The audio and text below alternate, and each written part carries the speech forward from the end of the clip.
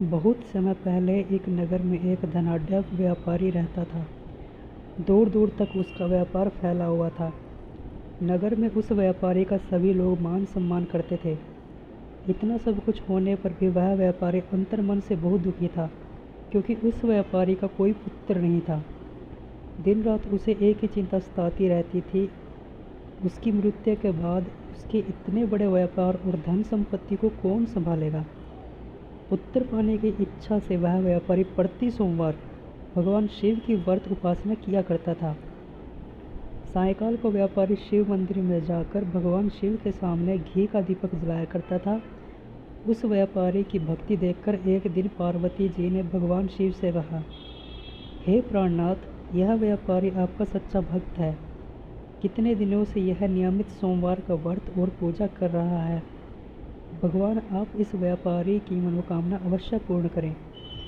भगवान शिव ने मुस्कुराते हुए कहा, हे पार्वती, इस संसार में सबको उसके कर्म के अनुसार फल प्राप्ति होती है। प्राणी जैसा कर्म करते हैं उन्हें वैसा ही फल प्राप्त होता है। इसके बावजूद पार्वती जी नहीं मानी। उन्होंने आग्रह करते हुए कहा, नहीं प्राणनाथ, आपको इस व्यापारी की इच्छा पूरी करनी ही पड़ेगी। यह आपका अनन्य भक्त है। प्रति सोमवार आपका विविध व्रत रखता है और पूजा अर्चना के बाद आपको भोग लगाकर एक समय भोजन ग्रहण करता है। आपको इसकी पुत्र प्राप्ति की मनोकामना पूर्ण करनी ही होगी। पार्वती का इतना आग्रह देखकर भगवान शिव ने कहा, अगर आग्रह करने पर मैं इस व्यापारी को पुत्र प्राप्ति का वरदान देता हूँ, लेकिन इसका पुत्र 16 वर्ष से अधिक जीवित नहीं रहेगा।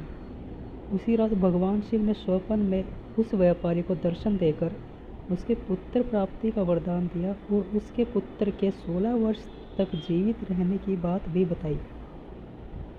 भगवान ने वरदान से व्यापारी को खुशी तो हुई, लेकिन पुत्र की अल्पायु की चिंता ने उस खुशी को नष्ट कर दिया। व्यापारी पहले की तरह सोमवार का विविध व्रत करता रहा। कुछ महीने पश्चात उसके घर अति सुंदर पुत्र रत्न ने जन्म लिया। पुत्र जन्म से व्यापारी के घर में खुशियां भर गई। बहुत धूमधाम से पुत्र जन्म का समारोह मनाया गया, लेकिन व्यापारी को पुत्र जन्म की अधिक खुशी नहीं हुई, क्योंकि उसे पुत्र की अल्प आयु के रहस्य का पता था। यह रहस्य घर में किसी को नहीं मालूम था। विद्वान ब्राह्मणों ने उसके पुत्र का नाम अमर रखा। जब अमर 12 वर्ष का हुआ तो शिक्षा के लिए उसे वाराणसी भेजने का निश्चय हुआ। व्यापारी ने अमर के मामा को बुलाया और कहा कि अमर को शिक्षा प्राप्त करने के लिए वाराणसी छोड़ आओ। अमर अपने मामा के साथ शिक्षा प्राप्त करने के लिए चल दिया। रास्ते में जहाँ भी अमर और उसके मामा रात्रि विश्राम के लिए ठहरते, वहीं यज्ञ करते और ब्राह्मणों को भोजन कराते थे। लंबी यात्रा के बाद अमर और उसके मामा एक नगर में पहुँचे। उस नगर के राजा की कन्या के विवाह की खुशी में पूरे नगर को सजाया जा रहा था। निश्चित समय पर बारात आ गई, लेकिन वर का पिता अपने बेटे के एक आंख से काने होने के कारण बहुत चिंतित था।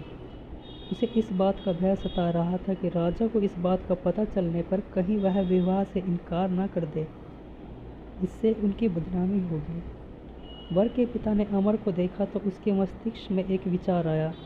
उसने सोचा, क्यों न इस लड़के को दूल्हा बनाकर राजकुमारी से विवाह करा दूं। विवाह के बाद इसको धन देकर विदा कर दूंगा और राजकुमारी को अपने नगर में ले जाऊंगा। वर ने पिता ने इसी संबंधी में अमर और उसके मामा से बात की। मामा ने धन मिलने के लालच में वर के पिता की बात स्वीकार कर ली। अमर को दूल्हे के वस्त्र पहनाकर राजकुमारी से उसका विवाह कर दिया गया।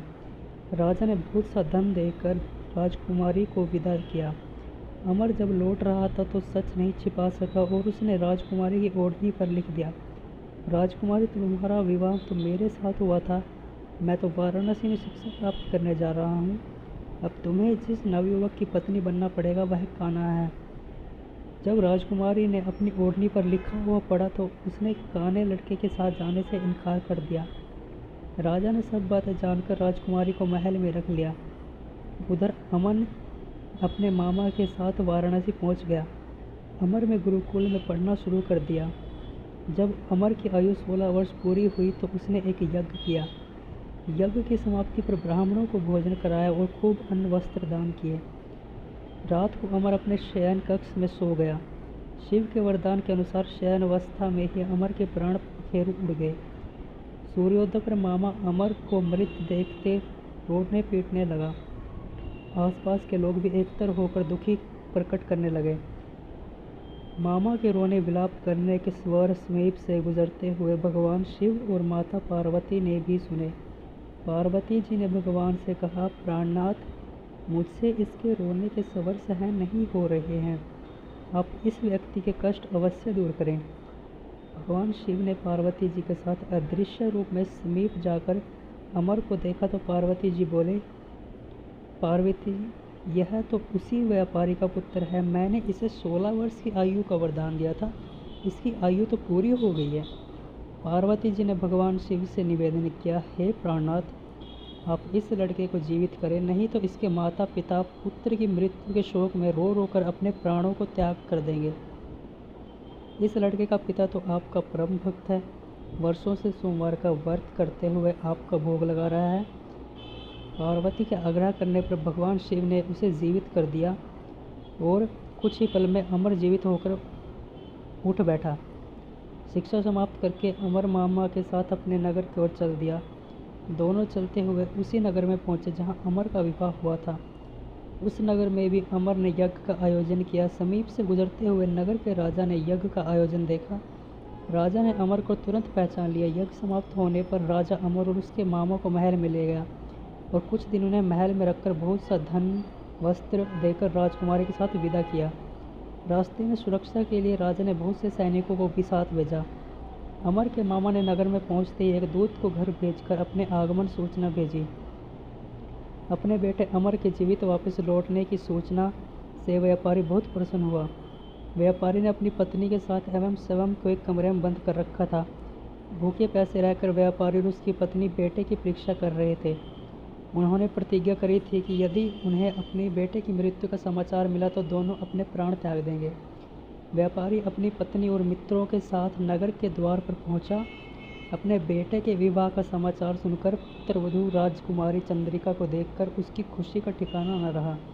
उसी रात भगवान शिव ने व्यापारी के स्वप्न में आकर कहा, हे श्रेष्ठी, मैंने तेरे सोमवार के व्रत करने और व्रत कथा सुनने से प्रसन्न होकर तेरे पुत्र की आयु लंबी प्रदान कर दी है। व्यापारी बहुत प्रसन्न हुआ। सोमवार का व्रत करने से व्यापारी के घर में खुशियाँ लौट आई। शास्त्रों में लिखा है कि जो स्त्री पुरुष सोमवार का विविध व्रत करते हैं और व्रत कथा सुनते हैं, उनकी सभी मनोकामनाएं पूर्ण होती हैं।